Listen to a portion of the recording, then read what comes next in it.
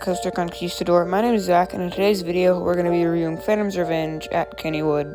This is easily one of the best coasters in the world, not just for ejector airtime, but for speed and comfort. So let's talk about what makes this coaster so elite. So if you know about this coaster's history, then you probably know that it originally opened in 1991 as an aero looper named Steel Phantom.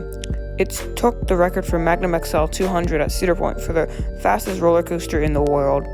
That massive second drop into the ravine classified this thing as a hypercoaster, and it had 4 inversions at the end of the layout. It was a very unconventional coaster, however it was also extremely rough, and because of this, it was not a fan favorite by any means. Ultimately, a manufacturer called Morgan came in 2001 and retrofit the coaster to what it is today.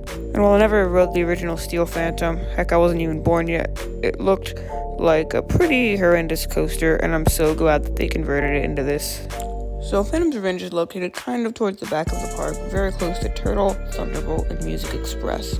In the station, there are no air gates, which is very unique, especially for a coaster of this size and scale. This coaster also has very sleek trains, some of the best restraints anywhere.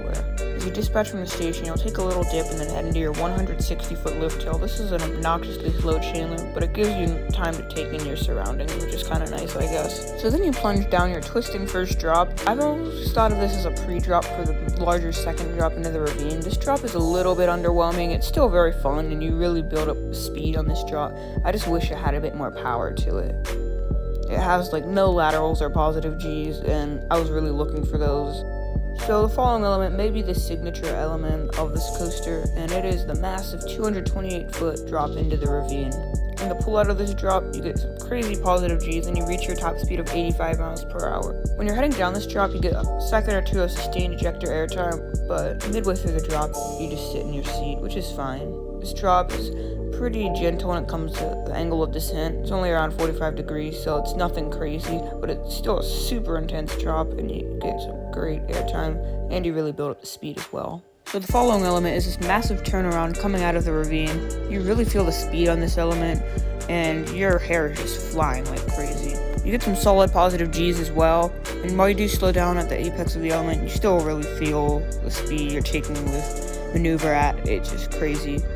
So then you pull out to the right from this turnaround, then you pop up into this other turnaround-like element, this bank turn around Turtle, the park's tumblebug. When you pop up into the turnaround, you get some crazy ejector airtime, and I love how they included this little pop-up into it. I just think it's awesome that they included a quick second or two of ejector airtime. And what's very interesting about the ejector airtime on this coaster, which I'll talk about more a little later in this video, is that it's very powerful, but it's also kind of sustained. It's very hard to explain how it feels. You almost have to ride the coaster to find it out.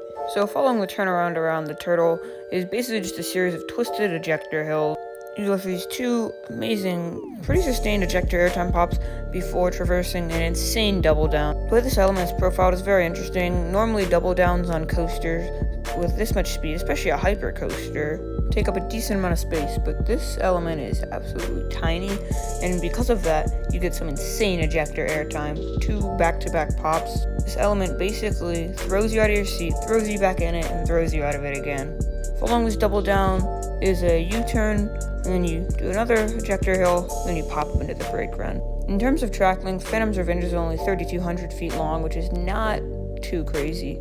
And it doesn't help that you absolutely fly through the layout, resulting in a pretty short ride experience after the lift hill, of course. But it's still an amazing coaster. It has some of the best ejector airtime in the world, it has incredible pacing, plus it's glass smooth. I mean, seriously, Morgan's track work is amazing. Plus the trains are very comfy, and the coaster looks awesome from a visual standpoint. Now for the Phantom's Revenge wrap. Phantom's Revenge drops into a ravine. Now it's purple, what it used to be green. This coaster is a straight-up ejector machine. You can keep listening because this rap's clean. Phantom's Revenge drops into a ravine. Now it's purple, what it used to be green. This coaster is a straight-up ejector machine. You can keep listening because this rap's clean. Well, actually, it's done now, but okay. Sorry to hear that. Well, anyway, for Phantom's Revenge final score, I'm going to give it a 10 out of 10. This coaster is pure perfection. It does everything you want in a coaster. It's very fast, very long. Okay, not long. I'm joking on that one. But it's got a pretty nice layout. Makes perfect use of the terrain. It's glass smooth. It's just awesome. So go out to Kennywood and ride it. So that will just about do it for the video. I just want to say thank you for watching. It means a lot to me. I've been wanting to make this video for a while, and I'm glad I did, because it was really fun to make. And this coaster is just amazing. So thanks for watching. Make sure to like, comment, subscribe if you enjoyed, and I hope you have a good rest of your day.